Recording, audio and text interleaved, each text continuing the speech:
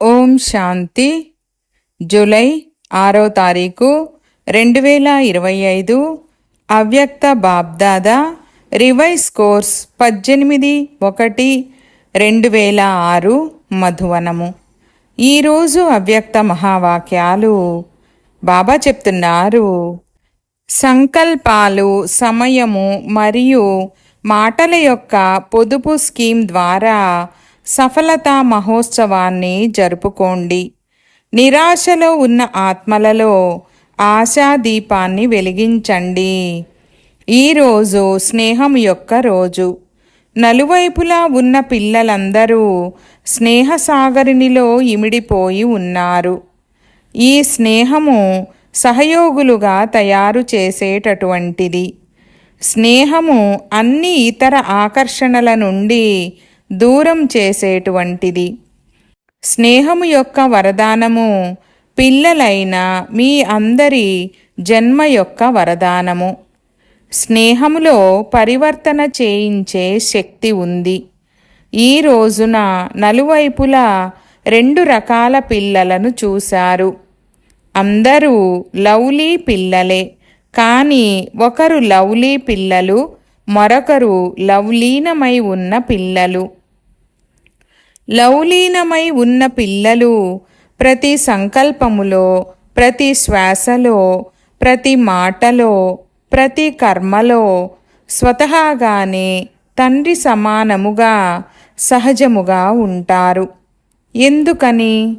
పిల్లలకు తండ్రి సమర్థభవ అన్న వరదానాన్ని ఇచ్చారు. నేటి ఈ రోజును స్మృతి దివసము మరియు సమర్థ దివసమని అంటారు. ఎందుకని? తండ్రి ఈ రోజున స్వయాన్ని బ్యాక్బోన్గా చేసుకున్నారు మరియు లవ్లీనమై ఉన్న పిల్లలను విశ్వమనే స్టేజిపై ప్రత్యక్షము చేశారు. వ్యక్తములో పిల్లలను ప్రత్యక్షం చేశారు మరియు స్వయం అవ్యక్త రూపములో సహచరునిగా అయ్యారు. నేటి ఈ స్మృతి మరియు సమర్థ దివసము నాడు బాబ్దాదా పిల్లలను బాలకుల నుండి యజమానులుగా చేసి సర్వశక్తివంతుడైన తండ్రిని మాస్టర్ సర్వశక్తివంతులై ప్రత్యక్షము చేసే కార్యాన్ని ఇచ్చారు మరియు తండ్రి చూసి సంతోషిస్తున్నారు.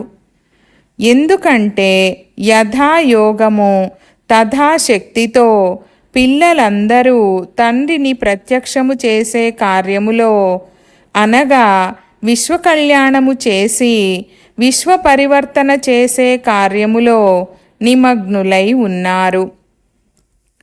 తండ్రి ద్వారా సర్వశక్తుల వారసత్వము ఏదైతే లభించి ఉందో దానిని స్వయం కొరకు మరియు విశ్వాత్మల కొరకు కార్యములో వినియోగిస్తున్నారు. బాబ్దాదా కూడా ఇటువంటి మాస్టర్ సర్వశక్తివంతులకు తండ్రి సమానముగా ఉల్లాస ఉత్సాహాలలో ఉండేటటువంటి ఆల్రౌండ్ సేవాదారులకు, నిస్వార్థ సేవాదారులకు, అనంతమైన సేవాధారీ పిల్లలకు మనస్ఫూర్తిగా పదమాల రెట్లు అభినందనలను తెలుపుతున్నారు. అభినందనలు, అభినందనలు. దేశములోని పిల్లలు కూడా తక్కువైన వారేమీ కారు మరియు విదేశాలలోని పిల్లలు కూడా తక్కువైన వారేమీ కారు. బాబ్దాదా ఇటువంటి పిల్లలను మనసులోనే మహిమ కూడా చేస్తారు మరియు వాహ్ పిల్లలు వాహ్ అని పాటను కూడా పాడతారు. మీరందరూ వాహ్ వాహ్ పిల్లలు కదా, చేతులు ఊపుతున్నారు. చాలా మంచిది. బాబ్దాదాకు పిల్లల విషయంలో శుద్ధమైన గర్వముతో కూడిన నష ఉంది. తన పిల్లలు ప్రతి ఒక్కరూ స్వరాజ్య అధికారి రాజులే అని అనేటువంటి తండ్రి మొత్తము కల్పములో ఎవ్వరూ ఉండరు. మీరందరూ అయితే స్వరాజ్య అధికారి రాజులే కదా. ప్రజలైతే కారు కదా. చాలామంది పిల్లలు ఆత్మిక సంభాషణ చేసేటప్పుడు మేము భవిష్యత్తులో ఏమవుతామో ఆ చిత్రాన్ని మాకు చూపించండని అంటారు. బాబ్దాదా ఏమంటారు? జగదాంబ తల్లి ప్రతి ఒక్కరికి చిత్రాన్ని ఇచ్చేవారు. కనుక మాకు కూడా చిత్రాన్ని ఇవ్వండని పాత పిల్లలైతే అంటారు. బాబ్దాదా అంటారు, పిల్లలు ప్రతి ఒక్కరికి తండ్రి ఒక విచిత్ర దర్పణాన్ని ఇచ్చారు. ఆ దర్పణములో నేను ఎవరిని అన్నా మీ భవిష్య చిత్రాన్ని చూడగలరు. తెలుసా? ఆ దర్పణము మీ వద్ద ఉందా? అది ఏ దర్పణమో తెలుసా? మొదటి లైన్ వారికైతే తెలిసే ఉంటుంది కదా. తెలుసా? ఆ దర్పణము ఏమిటంటే వర్తమాన సమయంలోని స్వరాజ్య స్థితి యొక్క దర్పణము. వర్తమాన సమయంలో ఎంతగా స్వరాజ్య అధికారులుగా ఉంటారో దాని అనుసారంగా విశ్వరాజ్యాధికారులుగా అవుతారు. ఇప్పుడు మిమ్మల్ని మీరు దర్పణములో చూసుకోండి. స్వరాజ్య అధికారులుగా సదా ఉన్నారా? లేదా అప్పుడప్పుడు ఆధీనులుగా, అప్పుడప్పుడు అధికారులుగా ఉంటున్నారా?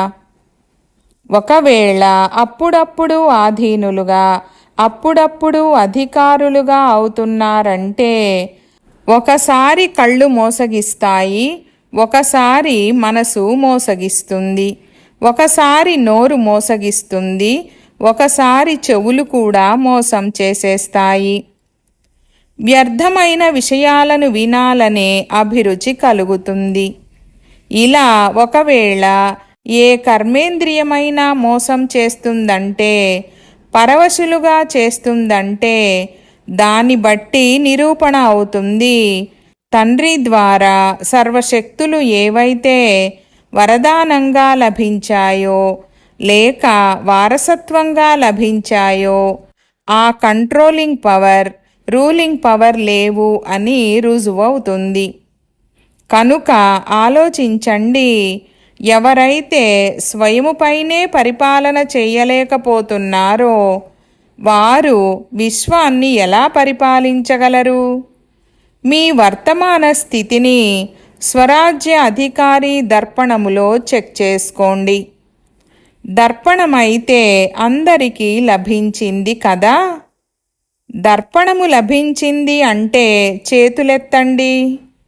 దర్పణముపై ఏవైనా మరకలైతే పడలేదు కదా. దర్పణము స్పష్టంగా ఉందా? బాబ్దాదా పిల్లలు ప్రతి ఒక్కరికి స్వరాజ్య అధికారి అన్న స్వమానాన్ని ఇచ్చారు. మాస్టర్ సర్వశక్తివంతులు అన్న టైటిల్ పిల్లలందరికీ తండ్రి ద్వారా లభించి ఉంది. మాస్టర్ శక్తివంతులు కారు, సర్వశక్తివంతులు. కొంతమంది పిల్లలు ఆత్మిక సంభాషణలో ఏమంటూ ఉంటారంటే, బాబా మీరైతే సర్వశక్తులను ఇచ్చారు, కానీ ఈ శక్తులు అప్పుడప్పుడు అవసరమైన సమయములో పని చెయ్యడం లేదు. ఏమని రిపోర్టు చేస్తారంటే అవి అవసరమైన సమయంలో ఇమర్జ్ అవ్వడం లేదు, సమయము గడిచిపోయిన తర్వాత ఎమర్జ్ అవుతున్నాయి. మరి కారణమేమిటి?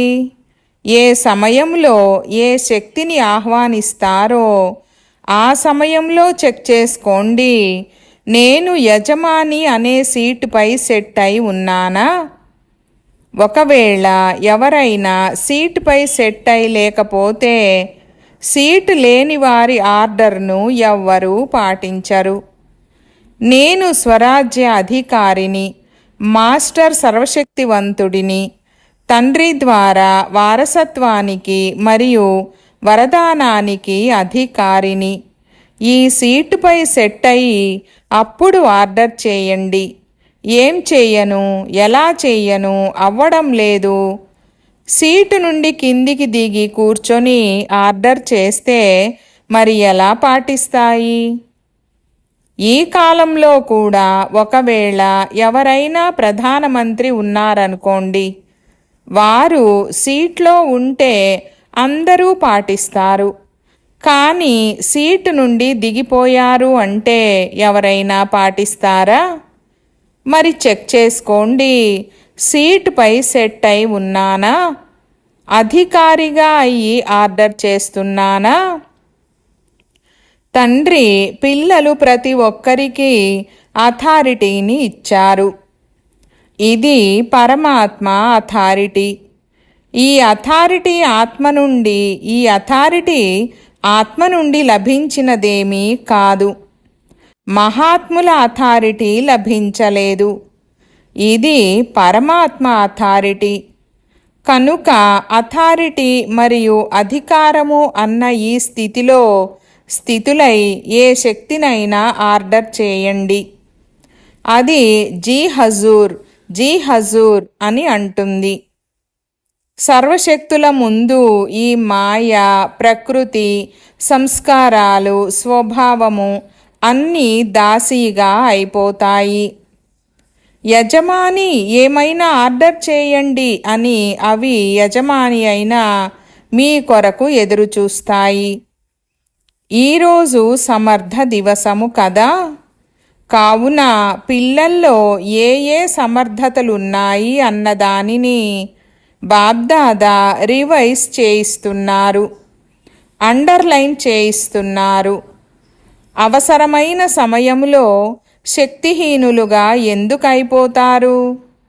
బాబ్దాదా చూశారు, మెజారిటీ పిల్లలలో లీకేజ్ ఉంది. లీకేజ్ అవుతున్న కారణంగా శక్తులు తక్కువైపోతున్నాయి. మరియు లీకేజ్ అనేది విశేషంగా 2 విషయాలలో ఉంది. ఆ 2 విషయాలు ఏమిటంటే సంకల్పాలు మరియు సమయము వ్యర్థంగా పోతున్నాయి. చెడు ఉండదు, కానీ వ్యర్థము ఉంటుంది. సమయానికి చెడు కార్యాన్ని చెయ్యరు, కానీ అలాగని జమ కూడా చేసుకోవడం లేదు. ఈరోజు చెడు ఏమీ చెయ్యలేదు కదా అని చూసుకుంటారే కానీ మంచి ఏం జమ చేసుకున్నాను, పోగొట్టుకోలేదు కానీ సంపాదించుకున్నానా, దుఃఖాన్ని ఇవ్వలేదు కానీ ఎంతమందికి సుఖాన్నిచ్చాను, ఎవరినీ అశాంతపరచలేదు కానీ శాంతి వైబ్రేషన్లను ఎంతవరకు వ్యాపింపజేశాను, శాంతిదూతగా అయ్యి వాయుమండలము ద్వారా లేక నోటి ద్వారా లేక వైబ్రేషన్ల ద్వారా శాంతిని ఎంతమందికి ఇచ్చాను.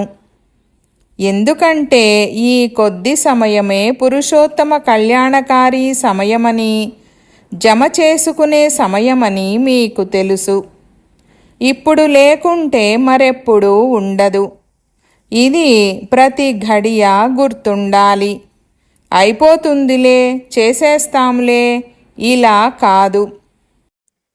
ఇప్పుడు కాకపోతే మరెప్పుడూ కాదు. బ్రహ్మాబాబా యొక్క తీవ్రగతితో కూడిన పురుషార్థము ఇదే. అందుకే నెంబర్ 1 అనే గమ్యాన్ని చేరుకున్నారు. కావున తండ్రి ఏవైతే సమర్థతలను ఇచ్చారో అవి ఈ సమర్థ దివసము రోజున గుర్తుకొచ్చాయి కదా. పొదుపు స్కీమ్ను తయారు చేయండి. సంకల్పాల పొదుపు, సమయము యొక్క పొదుపు, వాణి యొక్క పొదుపు, ఏవైతే యథార్థమైన మాటలు కావో ఆ అయథార్థమైన వ్యర్థమైన మాటల యొక్క పొదుపు చేయాలి. బాబ్దాదా పిల్లలందరినీ సదా అథారిటీ యొక్క సీటుపై సెట్ అయినటువంటి స్వరాజ్య అధికారి రాజారూపములో చూడాలనుకుంటున్నారు. ఇష్టమేనా? ఈ రూపము ఇష్టమే కదా. ఎప్పుడైనా బాబ్దాదా ఏ పిల్లలనైనా టీవీలో చూస్తే అప్పుడు ఈ రూపమే చూడాలి. బాబ్దాదా వద్ద న్యాచురల్ టీవీ ఉంది. స్విచ్ ఆన్ చేయవలసిన అవసరం ఉండదు. ఒకే సమయములో నలువైపులా చూడగలరు. ప్రతి ఒక్క బిడ్డను మూలమూలల్లో ఉన్న వారిని చూడగలరు. మరి వీలవుతుందా? రేపటి నుండి టీవీ చూస్తే ఎలా కనిపిస్తారు? ఫరిష్తా డ్రెస్లో. ఫరిష్తాల డ్రెస్ అంటే మెరుస్తున్న లైట్ యొక్క డ్రెస్. ఈ శరీర భానము యొక్క మట్టితో కూడిన డ్రెస్సును వేసుకోకండి. మెరుస్తున్న డ్రెస్ ఉండాలి. సఫలతా సితారగా ఉండాలి. ప్రతి ఒక్కరిని ఇటువంటి మూర్తిగా బాబ్దాదా చూడాలనుకుంటున్నారు. ఇష్టమే కదా? మట్టితో కూడిన డ్రెస్ను ధరిస్తే మట్టికి చెందిన వారిగానే అయిపోతారు కదా. తండ్రి అశరీరీగా ఉన్నారు. బ్రహ్మబాబా మెరిసే డ్రెస్లో ఉన్నారు. ఫరిష్తాగా ఉన్నారు. కనుక తండ్రిని అనుసరించండి. స్థూలంగా చూడండి. మీ డ్రెస్కు ఏదైనా మట్టి అంటుకుంటే, మరకలు ఏర్పడితే అప్పుడు ఏం చేస్తారు? మార్చేసుకుంటారు కదా. అలాగే చెక్ చేసుకోండి. సదా మెరుస్తూ ఉన్న ఫరిష్తా డ్రెస్ ఉందా? పిల్లలు ప్రతి ఒక్కరూ రాజా పిల్లలని, తండ్రికి ఏదైతే శుద్ధ గర్వముతో కూడిన నష ఉందో ఆ స్వరూపములోనే ఉండండి. రాజుగా అయి ఉండండి. అప్పుడు ఈ మాయ మీకు దాసీగా అయిపోతుంది మరియు వీడ్కోలు తీసుకునేందుకు వస్తుంది. అర్ధకల్పము కొరకు వీడ్కోలు తీసుకునేందుకు వస్తుంది. దాడి చెయ్యదు. బాబ్దాదా సదా అంటుంటారు, తండ్రిపై బలిహారమయ్యేవారు ఎప్పుడూ ఓడిపోలేరు. ఒకవేళ ఓటమి జరిగింది అంటే బలిహారం అవ్వలేదని అర్థము. ఇప్పుడు మీ అందరిది మీటింగ్ జరగబోతుంది కదా. మీటింగ్ డేటు ఫిక్స్ అవుతుంది కదా.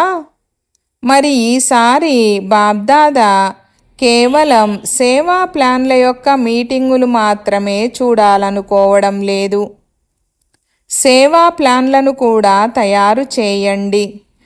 కానీ మీటింగ్లో సఫలతా మహోత్సవానికి ప్లాన్ తయారు చేయండి. చాలా మహోత్సవాలను జరుపుకున్నారు. ఇప్పుడు సఫలతా మహోత్సవానికి డేట్ను ఫిక్స్ చేయండి. అలా అందరూ ఎలా తయారైపోతారని ఆలోచిస్తూ ఉంటారు కదా. బాబ్దాదా అంటారు, తక్కువలో తక్కువ 108 రత్నాలైతే సఫలతా మూర్తి యొక్క మహోత్సవాన్ని జరుపుకోవాలి. ఉదాహరణగా అవ్వాలి. ఇది వీలవుతుందా? చెప్పండి. మొదటి లైన్ వారు చెప్పండి. వీలవుతుందా? జవాబు చెప్పే ధైర్యము చేయడం లేదు. చేస్తామో లేదో తెలియదని ఆలోచిస్తున్నారు. ధైర్యముతో అన్నీ సంభవమవుతాయి. దాది చెప్పండి, 108 మంది సఫలతామూర్తులు తయారవ్వగలరా? తప్పకుండా తయారవ్వగలరు. సఫలతా మహోత్సవము వీలవుతుంది. చూడండి, దాదీలో ధైర్యము ఉంది. మీ అందరి తరపు నుండి ధైర్యాన్ని పెడుతున్నారు. కనుక సహయోగులుగా అవ్వండి. మరి ఈ మీటింగ్ ఏదైతే జరగబోతుంది కదా, అందులో బాబ్దాదా రిపోర్ట్స్ తీసుకుంటారు. పాండవులు చెప్పండి కదా, ఎందుకు మౌనంగా ఉన్నారు? ఎందుకని మౌనంగా ఉన్నారు? ఈ ధైర్యాన్ని ఎందుకు పెట్టరు? చేసి చూపిస్తారా? అలానా? మంచిది. ధైర్యమైతే ఉంచుకోగలరు కదా. మేమైతే ధైర్యము ఉంచే చూపిస్తామని ఎవరైతే భావిస్తున్నారో వారు చేతులెత్తండి. చేస్తారా? ఏ సంస్కారము ఉండిపోదు కదా. ఏ బలహీనత ఉండిపోదు కదా. మంచిది. మధుబన్ వారు కూడా చేతులెత్తుతున్నారు. వాహ్, అభినందనలు, అభినందనలు. మంచిది. 108 మంది అయితే ఇక సహజంగా తయారైపోతారు. ఇంతమంది చేతులెత్తారు అంటే ఇక 108 మంది అనేది ఏమంత పెద్ద విషయము? డబల్ విదేశీయులు ఏం చేస్తారు? అయితే జానకి దాది వింటున్నారు. నేను మాట్లాడాలి అని వారికి ఉల్లాసము కలుగుతూ ఉంది. విదేశీయుల మాలను కూడా చూస్తాము. సరేనా? చేతులెత్తండి. సరేనా? మంచిది. ఈరోజు వీళ్ళు ఎంతమంది కూర్చొని ఉన్నారు? 200 మంది. వీరిలో నుండి 108 మంది అయితే తయారైపోతారు. సరే కదా? ఈ విషయంలో మొదట నేను అని అనుకోవాలి. ఈ విషయంలో ఇతరులను చూడకండి. మొదట నేను. వేరే విషయాలలో నేను నేను అని అనకండి. కానీ ఇందులో నేను అని తప్పకుండా అనండి. బాబ్దాదా ఇంకా వేరే పని కూడా ఇస్తున్నారు.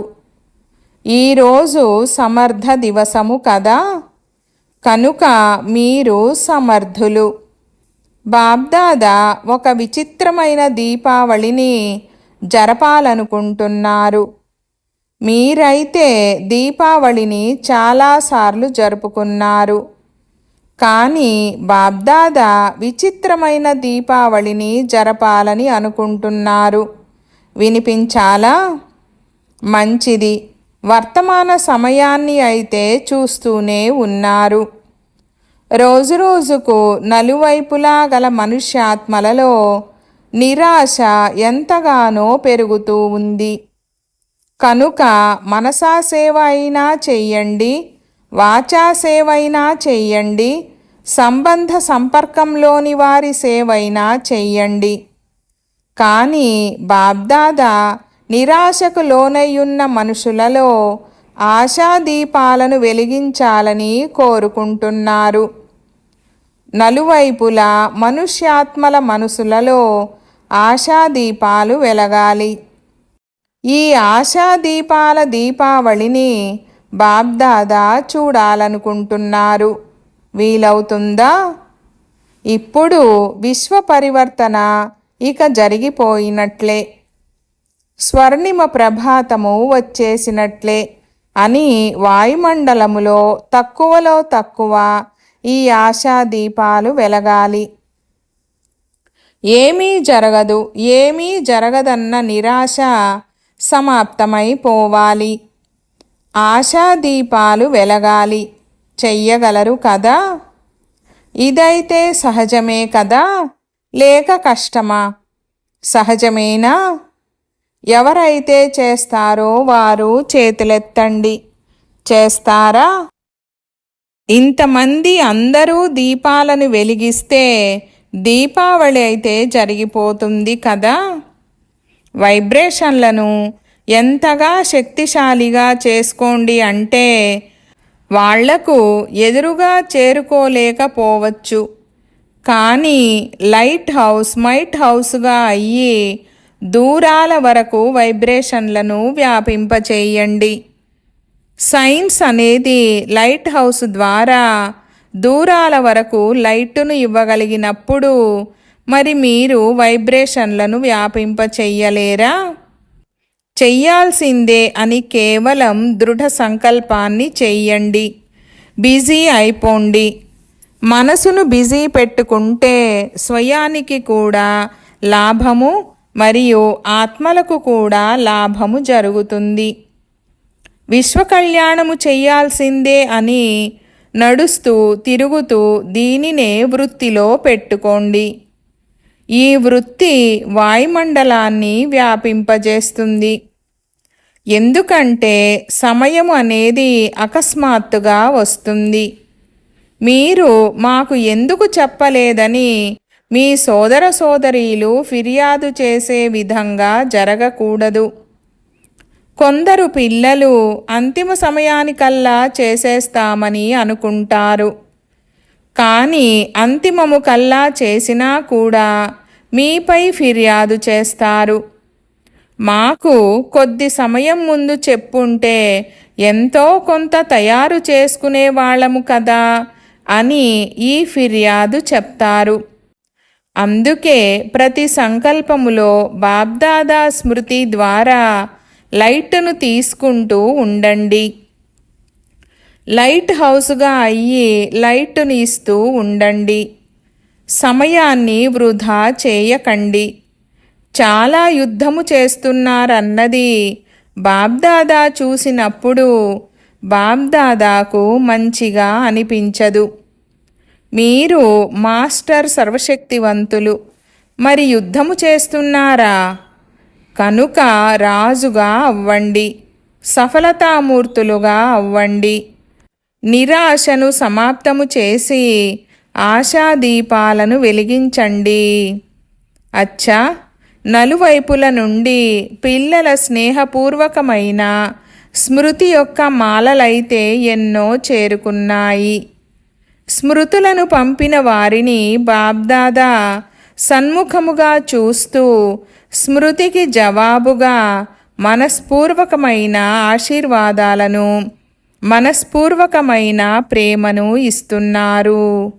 అచ్చా, ఎవరైతే మొదటిసారి వచ్చారో వారు లేవండి. మంచిది. ప్రతి టర్నులో చూశారు, మెజారిటీ కొత్తవారు ఉంటారు. అంటే సర్వీస్ను పెంచినట్లు కదా. ఇంతమందికి సందేశమును ఇచ్చారు. ఏ విధంగా మీకు సందేశము లభించిందో అదేవిధంగా మీరు కూడా ఇంకా రెండింతలుగా రెట్టింపుగా సందేశాన్ని ఇవ్వండి. యోగ్యులుగా తయారు చెయ్యండి. మంచిది. ప్రతి సబ్జెక్టులో ఇంకా ఉల్లాస ఉత్సాహాలతో ముందుకు వెళ్ళండి. మంచిది. అచ్చా, ఇప్పుడు లక్ష్యము పెట్టుకోండి. నడుస్తూ తిరుగుతూ మనసా ద్వారానైనా, వాచా ద్వారానైనా, కర్మణా ద్వారానైనా సేవ లేకుండా కూడా ఉండకూడదు, మరియు స్మృతి లేకుండా కూడా ఉండకూడదు. స్మృతి మరియు సేవ ఎల్లప్పుడూ కలిసే ఉంటాయి. స్మృతిలో కూడా సేవలో కూడా స్వయాన్ని బిజీగా పెట్టుకోండి. ఖాళీగా ఉన్నట్లయితే మాయకు వచ్చేందుకు అవకాశం ఉంటుంది. ఎంత బిజీగా ఉండండి అంటే దూరం నుండే మాయకు వచ్చేందుకు ధైర్యము చాలకూడదు. అప్పుడు తండ్రి సమానముగా అవ్వాలి అన్న లక్ష్యమునేదైతే పెట్టుకున్నారో అది సహజమైపోతుంది. శ్రమ చేయాల్సిన అవసరం ఉండదు. స్నేహీ స్వరూపులుగా ఉంటారు.